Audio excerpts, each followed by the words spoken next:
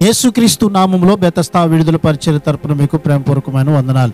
ఈ దిన వాక్య ధ్యానము, నాకు మొరపెట్టుము నేను నీకు ఉత్తరం ఇచ్చేదను. ఇర్మియా గ్రంథం 33వ అధ్యాయం 3వ వాక్యం.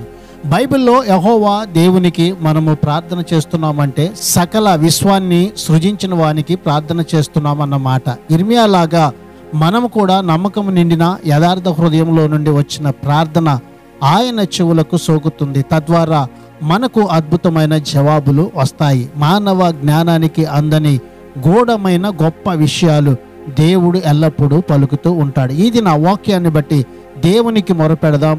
భవిష్యత్తును గురించిన విషయాల్లో దేవుని జవాబును పొందుకుందాం.